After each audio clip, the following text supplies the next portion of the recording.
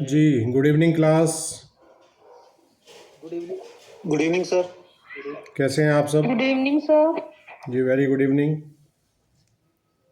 भाई, आप लोगों में से अभी एनवीआर लॉ क्लासेस का यूट्यूब चैनल अगर किसी ने सब्सक्राइब ना किया हो तो प्लीज़ आप यूट्यूब पर जाकर एनवीआर लॉ क्लासेस टाइप कीजिए, आपको हमारा चैनल मिल जाएगा और वहाँ पर आप जो है इसे सब्सक्राइब कर लीजिए, क्योंकि वहाँ पर आपको जो है हमारी सब रिकॉर्डेड क्लासेस, जो मेरी आईपीसी की क्लास चल रही है उसकी रिकॉर्डिंग आपको तत्काल मिल जाती है।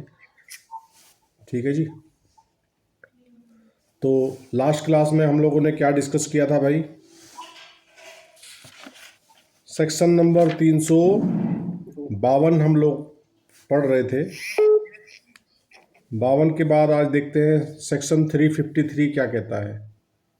देखिए, सेक्शन 353 जो है वो असॉल्ट और criminal force to deter public servant from discharge of his duty, लोक सेवक को अपने कर्तव्य के निर्वहन से भयोप्रत करने के लिए हमला या आपराधिक बल का प्रयोग।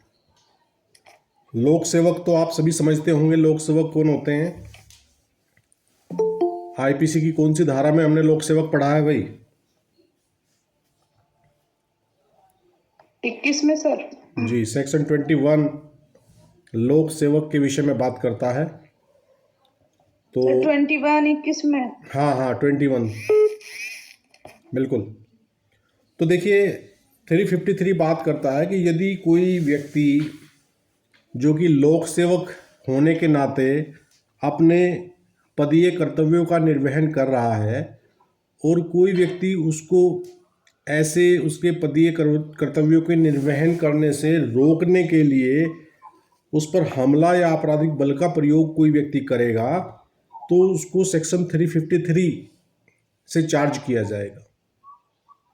ठीक है, ये कह रहा है whoever assaults or uses criminal force to any person being a public servant in the execution of his duty as such public servant or with intent to prevent or deter that person from discharging his duty as such public servant or in consequence of anything done or attempted to be done by such person in the lawful discharge of his duty as such public servant shall be punished with imprisonment of either description for a term which may extend to 2 years or with fine or with both।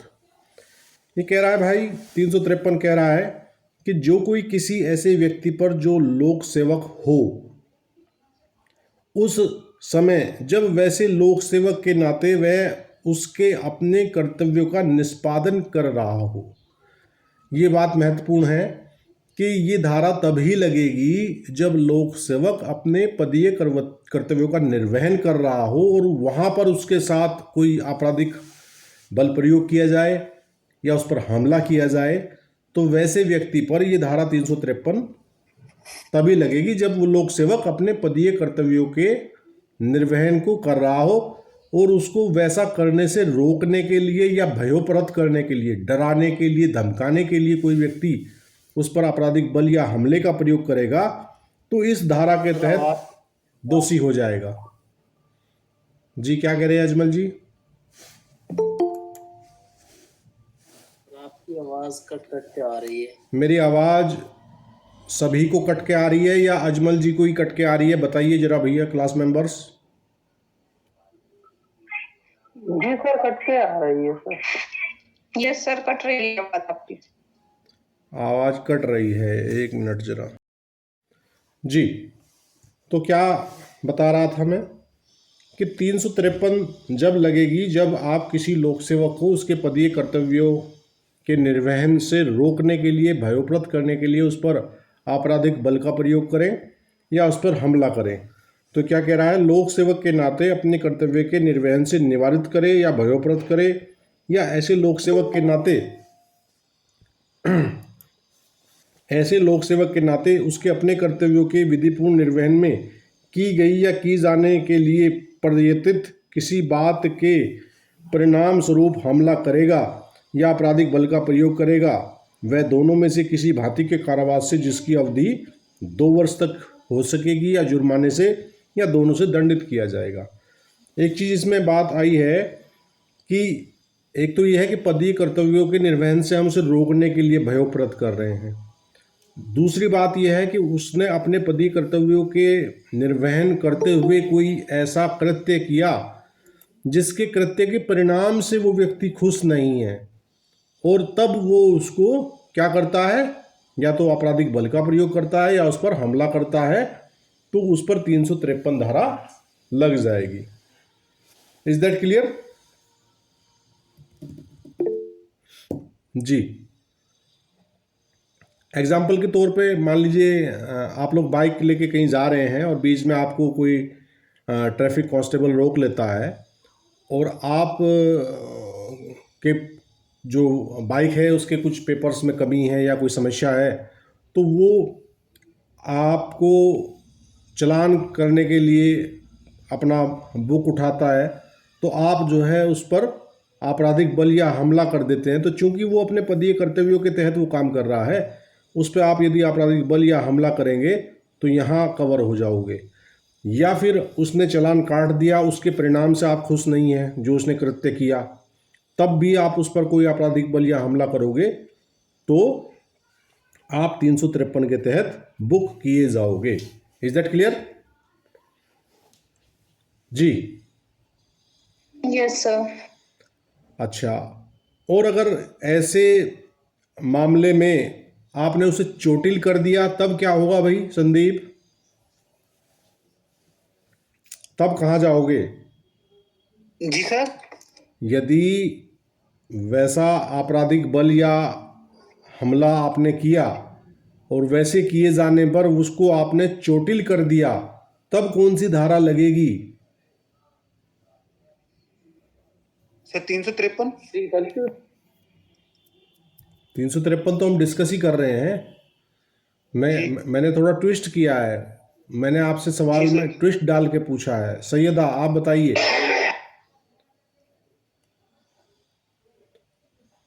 Syeda आप बताइए कि यदि उसको वैसी अवस्था में कोई चोट पहुंचा दी तब क्या होगा? सर वो भर्ती में जाएगा 319 में सर। कौन सी धारा लगेगी 319 में? तो सर जी क्या जी? 332। ये राहुल गुप्ता जी बता रहे संदीप जी बता रहे हैं सर। राहुल गुप्ता जी बता रहे हैं 332। जी, बहुत अच्छे। और यदि घोरुपैती कर दी तो? 333 सर। 3 और 4 334 फिर 333 लग जाएगी। 336 लगेगी सर। 333 लगेगी घोरुपैती में। 332 उपैती लगती है अगर आप लोक सेवक को उपैती कारित करते हैं उसके पदीय कर्तव्यों के तहत कार्य करते हुए, और यदि घोरुपैती कारित करते हैं तो 333 लगती है। ठीक है? Yes sir. और यदि कोई लोक सेवक जो है कोई आपसे संस्वीकृति उगलवाने के लिए मारपीट करता है तब क्या लगती है भाई? सर 330। 330। ध्यान रखिएगा, आपको यहाँ से सवाल अवश्यंभावी है, बिल्कुल निश्चित मान के चलिएगा कि सवाल मिलेगा ही मिलेगा। 330 पर विशेष ध्यान रखिएगा, 330 पे बहुत सवाल आता है। Is that clear? Yes sir. जी। आज हमारा एक इंटरव्यू देखा होगा आपने, ग्रुप में डाला था, किस किसने देखा भाई?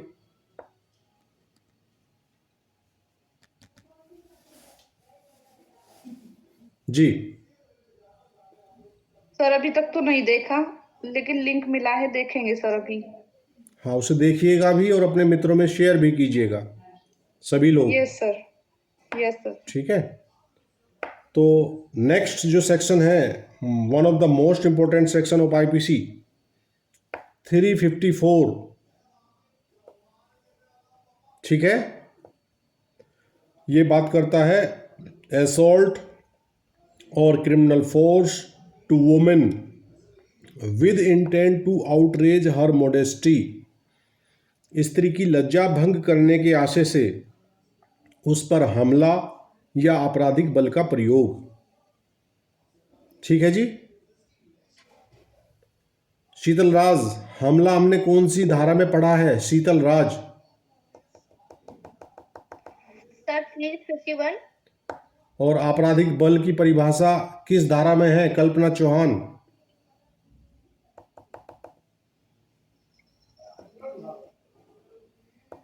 कल्पना चौहान,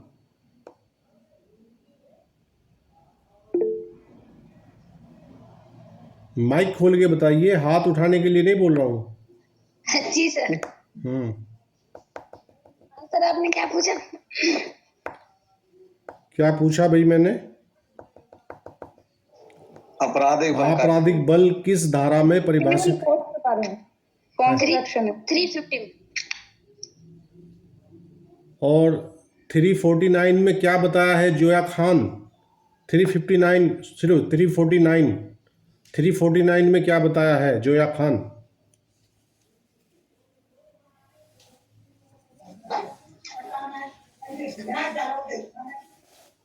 जी 349 में जोया खान, आपको आवाज नहीं आ रही क्या मेरी?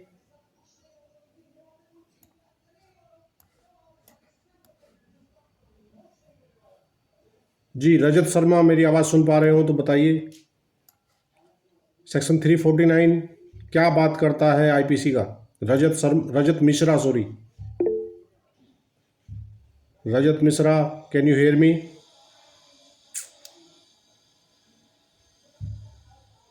मेरी आवाज नहीं आ रही है या?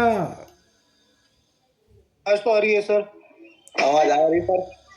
349 में फोर्स के डेफिनेशन बताई हुई और उसका प्लस वो दिया हुआ है।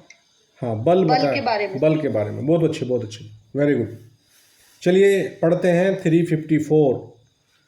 ये बात करता है whoever assaults or uses criminal force to any woman intending to outrage or knowing it to be likely that he will thereby outrage her modesty shall be punished with imprisonment of either description for a term which shall not be less than 1 year but which may extend to 5 years and shall also be liable to fine।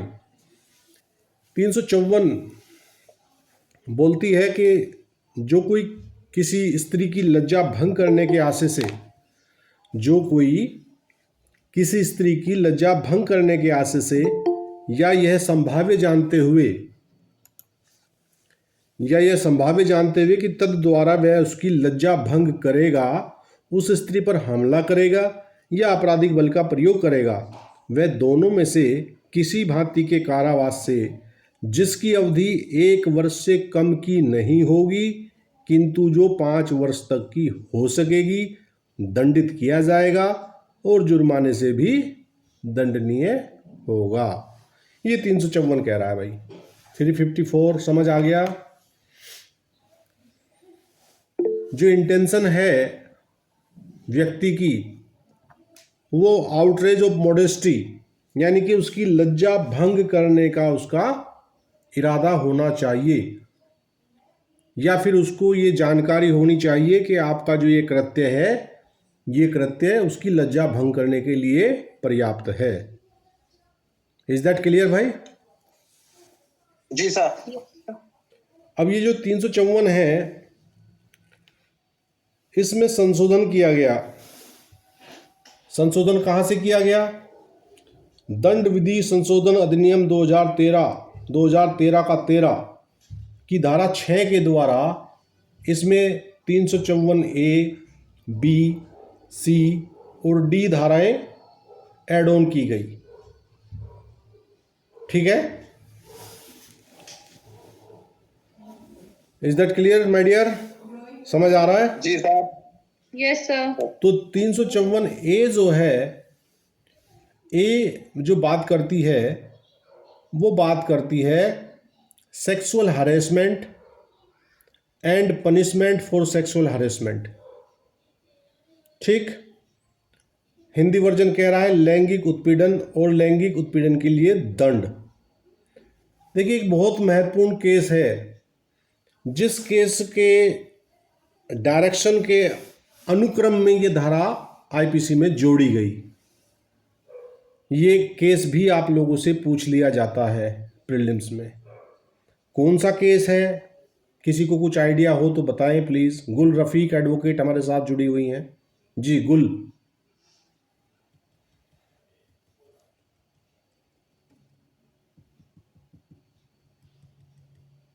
Sir एक विशाखा बनाम state of Rajasthan का भी मामला है sir.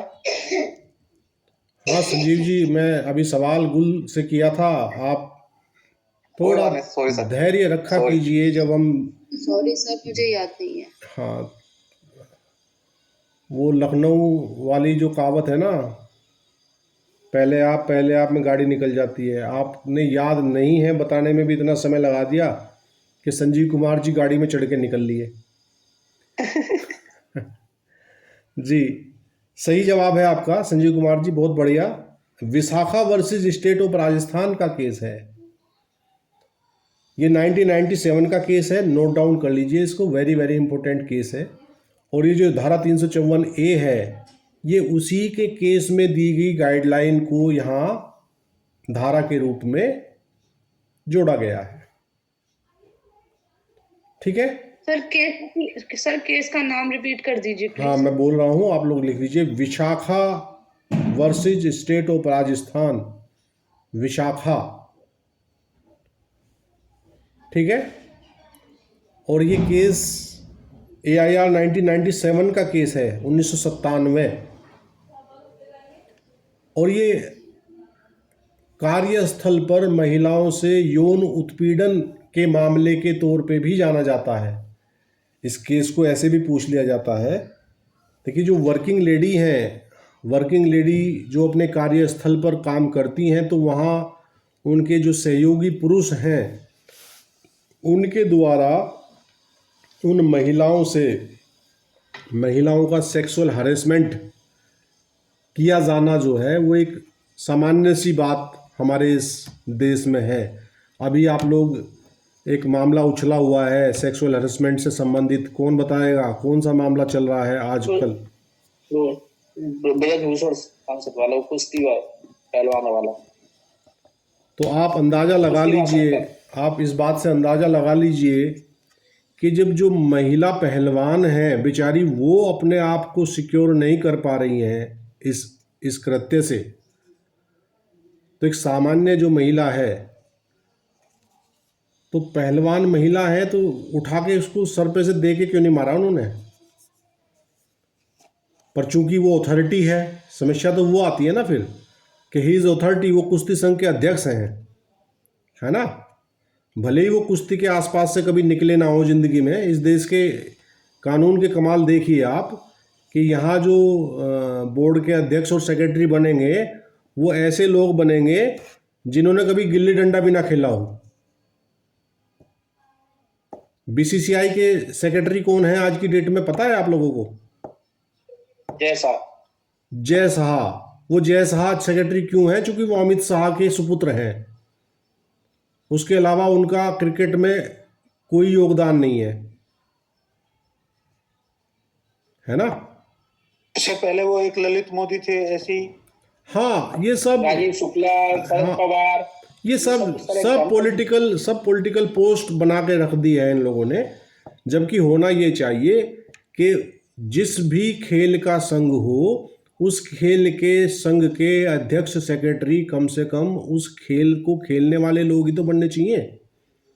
अब इनको पता तो ABCD का है नहीं, और बना दिया जाता है इन्हें अध्यक्ष सेक्रेटरी। और फिर ये क्या करेंगे वहाँ? खेल का उत्थान थोड़े करेंगे, ये तो अपना उत्थान करने में लग जाते हैं वहाँ। ठीक है, तो चलिए पढ़ते हैं 354A क्या कहता है। 354A का केस आप समझ गए, किस केस से ये अवतरित हुई है धारा। ये 2013 से पूर्व धारा नहीं थी, 2013 से ही ये धाराएं जोड़ी गई हैं। 2013 से पहले केवल 354 धारा थी, और जो कि सामान्यतः महिलाओं से छेड़छाड़ के विषय में 354 धारा यूज होती थी, लगती थी। पर इस पे तो माइनर एक्ट है अभी बना हुआ, ये 13 का ही माइनर एक्ट के अंदर है सर ये। कौन सा माइनर एक्ट? तो जो हमारे आए हैं ये 9 माइनर एक्ट लगे हैं छोटे, महिलाओं का कार्यस्थल पर लैंगिक उत्पीड़न वाला अधिनियम 2013 वही है ना सर ये? हाँ, वो एक अलग से एक्ट बना दिया, लेकिन यहाँ धाराएं जोड़ी गई हैं उसमें, है ना। अच्छा सर। वो एक अलग एक्ट है, वो भी माइनर एक्ट है, छोटा सा एक्ट है बनाया होगा। बाकी यहाँ ये धाराओं का इंट्रोडक्शन भी किया। और अब ये देखते हैं 354A क्या कहता है। ये कह रहा है, a man committing any of the following acts, कोई निम्नलिखित कार्य अर्थात क्या करेगा? Physical contact and advance involving unwelcome and explicit sexual overtures. ठीक है, ये कह रहा है कि शारीरिक संपर्क और अग्र क्रियाएं करने जिनमें अवांछनीय और लैंगिक संबंध बनाने संबंधी स्पष्ट प्रस्ताव अंतर्विलत हों। ये 354A का सब क्लोज 1 बता रहा है। कुछ समझ आई बात? कोई पुरुष जो है किसी महिलाओं से कोई इस प्रकार के शारीरिक संपर्क बना रहा है, कोई ऐसी अग्र क्रियाएं कर रहा है जिसमें अवांछनीय तौर पर वो उस महिला से क्या कर रहा है? सेक्सुअल संबंध बनाने का स्पष्ट प्रस्ताव उसकी तरफ से, उसके हाव भाव इस प्रकार के हैं कि वो जो है सेक्सुअल रिलेशन बनाने का प्रपोजल दे रहा है। कैसा प्रपोजल है? अवांछनीय। अवांछनीय बोले तो उस स्त्री की तरफ से वो अवांछनीय है। शी इज नॉट विलिंग, उसका कोई ऐसा इरादा नहीं है, पर उसको वो पुरुष इस प्रकार प्रपोज कर रहा है। Is that clear? Yes sir. जी। नेक्स्ट ये कह रहा है, अ डिमांड और रिक्वेस्ट फॉर सेक्सुअल फेवर्स, लैंगिक स्वीकृति के लिए कोई मांग या अनुरोध करना। ठीक। सी इसका तीसरा कह रहा है, showing pornography against the will of A women, किसी स्त्री के इच्छा के विरुद्ध बलात् अश्लील साहित्य दिखाना। उसकी इच्छा के विरुद्ध उसको अश्लील प्रकार से साहित्य दिखाया जा रहा है, तो 354A का तीसरा। और चौथा कह रहा है, लैंगिक आभासी टिप्पणियां करना, मेकिंग सेक्सुअली कलर्ड रिमार्क्स, इस प्रकार की फब्तियां कसना जो कि सेक्सुअल हो। Is that clear? ऐसा करने वाला पुरुष लैंगिक उत्पीड़न के अपराध का दोषी होगा। तो 354A जो है वो सेक्सुअल हरेसमेंट को परिभाषित भी करता है, और इसका जो सेकंड पार्ट है, इसका 354A का जो पहला पार्ट है वो तो आपको परिभाषा बता रहा है कि व्हाट इज सेक्सुअल हरेसमेंट। तो ये चारों बातें जो हैं वो सेक्सुअल हरेसमेंट की श्रेणी में आते हैं। ठीक है भाई? Yes sir. और इसका जो सेकंड और थर्ड वाला पार्ट है वो पीनल क्लोज है। यहाँ वो दंड के विषय में बात कर रहा है। तो सेकंड पार्ट कह रहा है, any man who commits the offence specified in clause 1 और क्लॉज 2 और clause 3 of subsection 1 shall be punished with rigorous imprisonment for a term which may extend to 3 years or with fine or with both। तो जो 354A के 1 के सब close 1, 2, 3 जो 3 हैं, 3 के लिए तो अलग दंड है, पहला, दूसरा, तीसरा, और चौथे के लिए दंड का प्रावधान अलग है। क्या समझे? ये ध्यान रखिएगा कि सेक्सुअल हरेसमेंट के जो 4 हिस्से हमने पढ़े हैं उसमें जो पहले 3 हिस्से हैं उनके लिए दंड का प्रावधान तो 3 वर्ष तक का है, और जो 4th वाला है जो मेकिंग सेक्सुअली कलर्ड रिमार्क्स हमने पढ़ा है, वो जो सजा है उसका प्रावधान जो इसके सब क्लोज 3 में दिया है, 354A के क्लोज 3 में दिया है ये कह रहा है ऐसा कोई पुरुष जो उपधारा 1 के खंड 4 में निर्दिष्ट अपराध करेगा वह दोनों में से किसी भांति के कारावास से जिसकी अवधि 1 वर्ष तक की हो सकेगी या जुर्माने से या दोनों से दंडित किया जाएगा।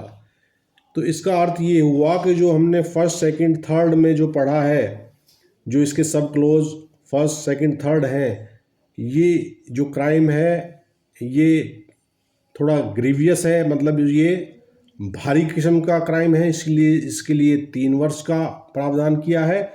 और जो चौथे वाला है उसको कुछ हल्का अपराध मानते हुए उसके लिए 1 वर्ष की सजा का प्रावधान इस धारा में किया है। 354A आप लोगों को समझ आई भाई? किसी को कोई दिक्कत परेशानी कुछ समझ ना आया हो? जी सर। जी संजीव जी, क्लियर है? सर एकदम क्लियर हो गई मुझे। चलिए बहुत अच्छी बात है। हमारा उद्देश्य यही है कि आप लोगों की धाराओं के जो कंसेप्ट हैं वो क्लियर हो जाए, ठीक है? रट्टाफिकेशन नहीं चलेगा, आपका कंसेप्ट क्लियर होना चाहिए। Is that clear? Sandeep ji class से जुड़े हैं, या तो आप बैठ के पढ़ें साहब, नहीं तो कैमरा बंद करके पढ़ें साहब। ये जो आपकी मुद्रा है क्लास के लायक नहीं है प्रभु। मिस्टर संदीप मेरी आवाज़ सुन पा रहे हो जो क्लास से अभी जुड़े हैं क्या? Sorry sir. हाँ कोई बात नहीं, या तो कैमरा ऑफ रखिए और कैमरा ऑन करके पढ़ना है तो फिर थोड़ा सा क्लास का डेकोरम आपको लोगों को, देखो आप ही लोगों की क्लास है तो जी जी सर। आप ही लोगों को डेकोरम मेंटेन कर। जी सैयदा। Excuse me sir. हाँ जी जी सर, ये जो 349 और 350 का पिनल क्लोज कौन सा होगा सर? ये आगे, मतलब वो ये आगे 351 352 ये सब हमने पिनल क्लोज ही तो पढ़े हैं उसके।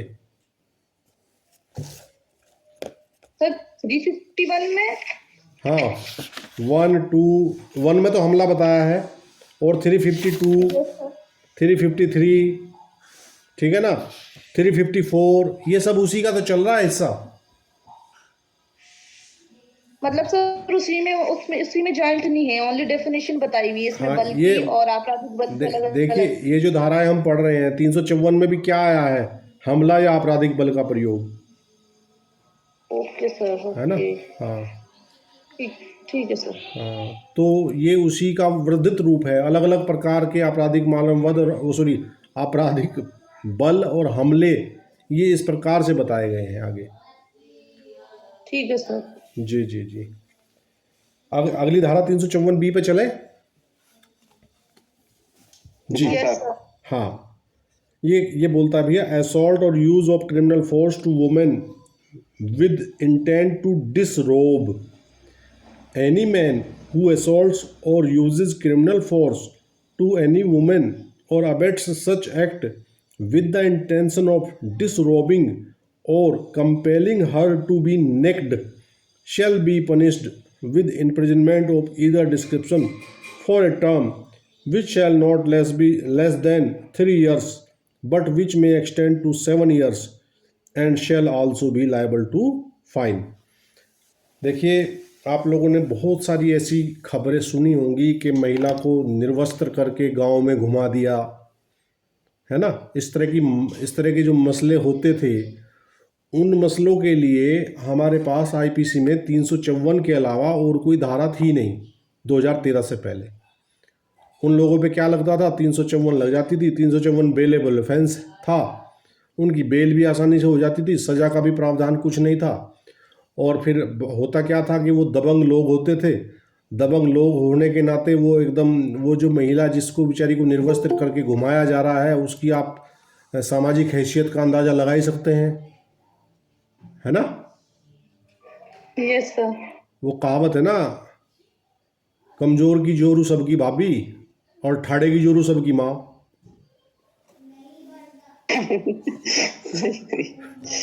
ठीक है ना? तो ऐसे मसलों से निपटने के लिए धारा 354B को जोड़ा गया आईपीसी में। और 354 क्या कह रहा है कि ऐसा कोई पुरुष जो किसी स्त्री को किसी सार्वजनिक स्थान में विवस्त्र करने या निर्वस्त्र होने के लिए बाध्य करने के आशय से उस पर हमला करेगा या उसके प्रति आपराधिक बल का प्रयोग करेगा या ऐसे कृत्य का दुष्प्रेरण करेगा, वह दोनों में से किसी भांति के कारावास से, जिसकी अवधि 3 वर्ष से कम की नहीं होगी किंतु जो 7 वर्ष तक की हो सकेगी, दंडित किया जाएगा और जुर्माने से भी दंडनीय होगा। ठीक है जी।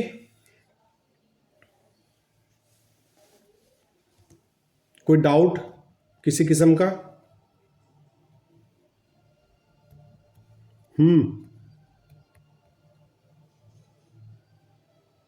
No doubt sir. अब इसमें एक चीज आई है। हाँ हेलो, जी बोलिए। बता दीजिएगा एक बार और। हाँ मोहम्मद अजमल जी क्या कह रहे हैं? सर 354A का 4th नंबर, चौथा नंबर। देखिए चौथा नंबर तो सिर्फ ये आपको बता रहा है कि अगर आप किसी पर कोई रिमार्क्स ऐसे कर रहे हैं जो सेक्सुअली कलर्ड के रिमार्क्स हों, लैंगिक आभासी टिप्पणियां की जा रही हों किसी पर, तो वैसी अवस्था में चौथा हिस्सा लगेगा 354A का। जी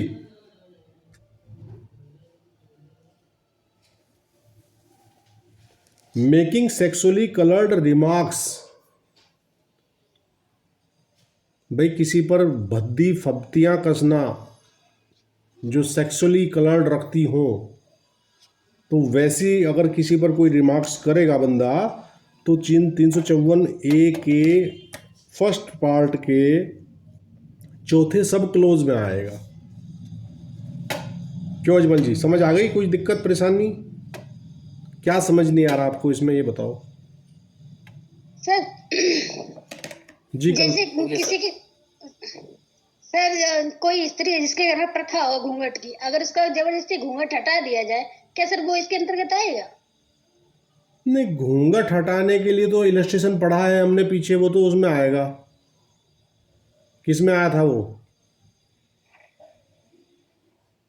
आपराधिक हमला, क्रिमिनल फोर्स, आपराधिक बल में। आपराधिक बल में आया था। आपराधिक बल में आया था वो। ठीक है। Yes sir. हाँ तो फोर्थ तो समझ आ गया ना मोहम्मद अजमल? आपका कुछ आपत्ति आई थी फोर्थ पे, आगे बढ़े? सर ठीक है। हाँ जी बोलिए। सर जो ये अभी घूंघट वाला वो बताया, ये 354 में नहीं आएगा, छेड़छाड़ में नहीं आएगा? हाँ उसकी मर्जी के बिना उसका घूंघट उठाना, बिल्कुल, वो आपराधिक बलि तो पनिशमेंट के लिए 354 हाँ आएगा। 354 लग जाएगी। वो है आपराधिक बल। हाँ यूज वहां पे आपराधिक बल का हो रहा है। देखो यहाँ स्त्री की लज्जा भंग करने के आशय से उस पर हमला या आपराधिक बलि तो पढ़ रहे हैं 54 में हम। ठीक है ना, वो तो वहाँ समझाया उन्होंने कि आपराधिक बल का प्रयोग हो जाएगा। तो वो उसकी देखिए लज्जा है, उसकी घूंघट उसका लज्जा है, अगर उसकी आप घूंघट हटाओगे उसकी सम्मति के बिना जबरदस्ती आपराधिक बल का प्रयोग करोगे तो 354 में आ जाओगे आप। ठीक है, ओके सर। जी आगे बढ़े भैया। 354B तो समझ आ गया ना? कोई दिक्कत परेशानी किसी किस्म की किसी को हो तो बता देना, नहीं तो हम आगे बढ़ते हैं। नो सर नो, आ गया सर। 354C, ये देखो ABCD चारों ध्यान से समझना, इनमें से आपको सवाल 101% मिलेगा भैया। ठीक है ना, 12 फरवरी का एग्जाम है आप लोगों का। Yes sir. मैं डरा नहीं रहा हूं, आपको याद दिला रहा हूं। Yes sir. यस। तैयारी अपनी बिल्कुल देखिए, अपनी पूरी ताकत झोंक दीजिए तैयारी में।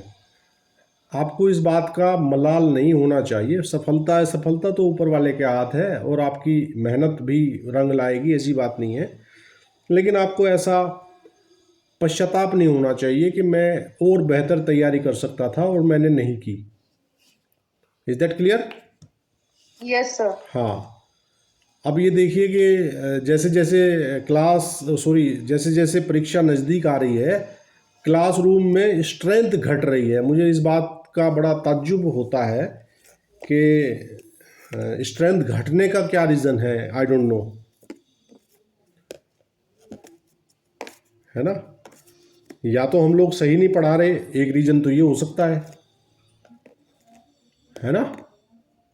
नहीं सर, दूसरा रीजन ये हो सकता है कि उनकी समझ में नहीं आया, इसलिए वो चले गए। जिनकी समझ में आ रहा है वो यहाँ रुके हुए हैं। हाँ, नहीं, एक रीज़न मुझे और भी महसूस मैं कर पा रहा हूँ कि शायद फ्री की वो कदर जो होनी चाहिए वो होती नहीं सोसाइटी में, मतलब फ्री हो या कुछ सस्ता मिल रहा हो कहीं, है ना। ये तो मानसिक ये तो मानसिक वो बदल गई ना सर। पहले थी, हाँ पहले सस्ता और अच्छा ढूंढते थे लोग, हाँ, अब महंगा ढूंढते हैं, महंगी को अच्छा मानते हैं। ऊंची दुकान चाहिए चाहे फीके पकवान हो। ठीक है रे सर, बिल्कुल। हाँ, दुकान ऊंची होनी चाहिए। जी, चलिए कोई बात नहीं। पर ये भी तो हो सकता है जो छोड़ रहे हो ज्यादा ज्ञानी हो गए हो, हाँ, ज्यादा ही ले लिया हो उन्होंने। बिल्कुल बिल्कुल, ज्ञानी तो देखो सभी हैं यहाँ, सब डबल ग्रेजुएट होते हैं, एलएलबी करने वाले बंदे मोस्टली जो है वो सब डबल ग्रेजुएट ही हैं, चाहे वो 5 ईयर वाली करें तब भी वो BA LLB है, और 3 ईयर वाली करें तब भी वो एक ग्रेजुएशन की डिग्री पहले लेते हैं, फिर रिपीटेड ग्रेजुएट होते हैं, ठीक है ना। तो कोई बात नहीं, अच्छी बात है। मैम आ गई हैं क्लास में जी, welcome ma'am. Thank you sir. कैसे हैं आप?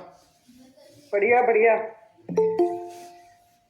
देखिए 354C हम लोग नेक्स्ट क्लास में पढ़ेंगे, सर क्योंकि कल समय दे देना, आप पढ़ाते रहिए, थोड़ी देर में आ रही हूँ मैं भी, आप पढ़ा लो और 2-4 मिनट। कहाँ हो आप? मैं कुछ बना रही हूँ रसोई में, वैसे ही पूरा होता है, मैं ज्वाइन कर लूंगी। वैसे मैं हूँ क्लास में आपकी, बस 3-4 मिनट लग रहे हैं। हाँ। अरे कुछ नॉनवेज ना बना रही हो तो हमें भी दिखा दो क्या बना रही हो। दिखा दो। मटर बना रही हूँ, मटर, व्हाइट मटर दिखाते चलिए। वाइट मटर? हाँ। ये वाइट मटर कौन से होते हैं? ग्रीन मटर तो हमने सुने हैं। कैसे दिखाऊं, कैसे, मुझे तो आता भी नहीं। कैमरे का मुंह कढ़ाई की तरफ कर दे।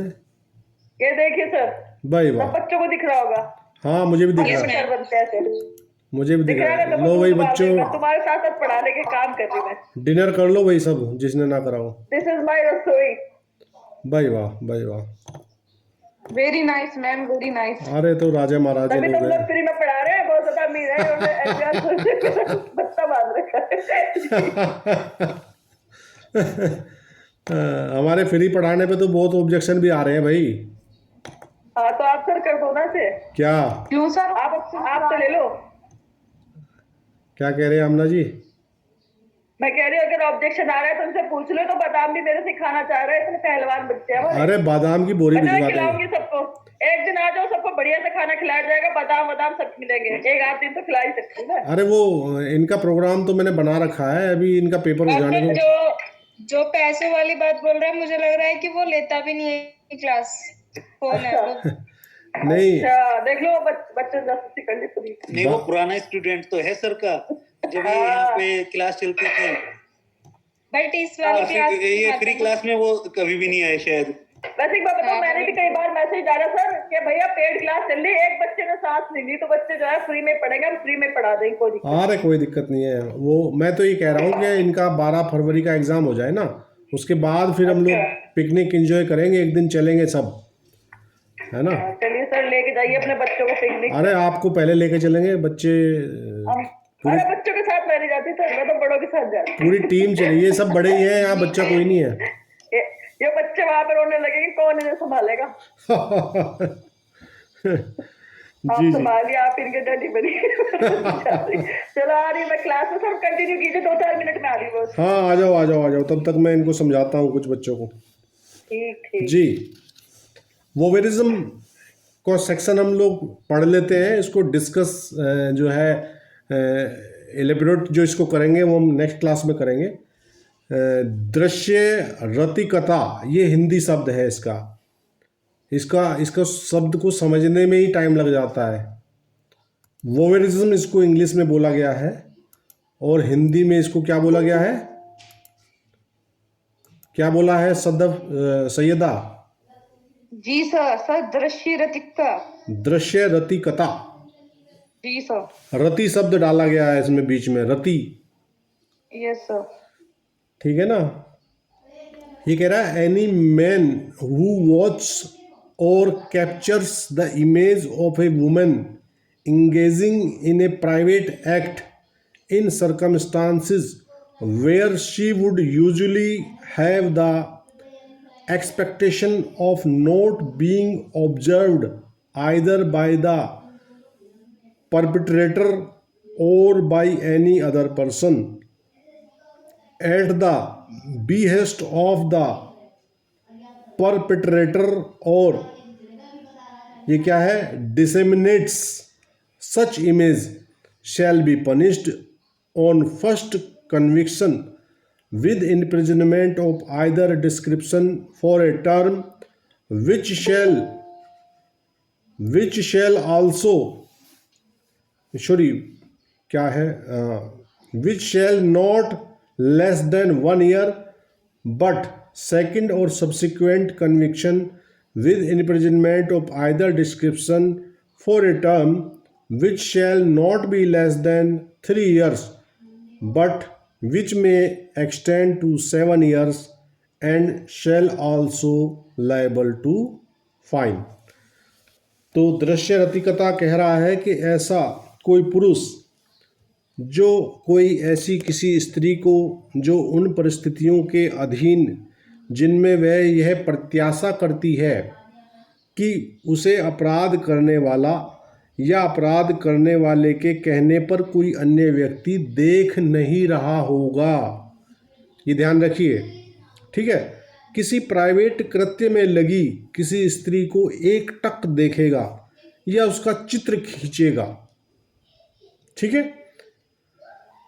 अथवा उस चित्र को प्रसारित करेगा, प्रथम दो सिद्धि पर दोनों में से किसी भांति के कारावास से जिसकी अवधि 1 वर्ष से कम की नहीं होगी किंतु जो 3 वर्ष तक की हो सकेगी दंडित किया जाएगा और जुर्माने से भी दंडित किया जाएगा। और द्वितीय अथवा पश्चातवर्ती किसी दोष सिद्धि पर वे दोनों में से किसी भांति के कारावास से जिसकी अवधि 3 वर्ष से कम की नहीं होगी किंतु जो 7 वर्ष तक की हो सकेगी दंडित किया जाएगा और जुर्माने से भी दंडनीय होगा। का समझे रे बाबा जी। संजीव कुमार, का समझ आया आपको, धारा क्या कहना चाह रही है? जी सर।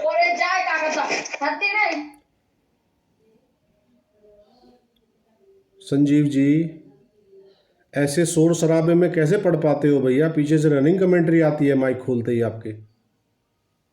बहुत बच्चा है इनके घर में।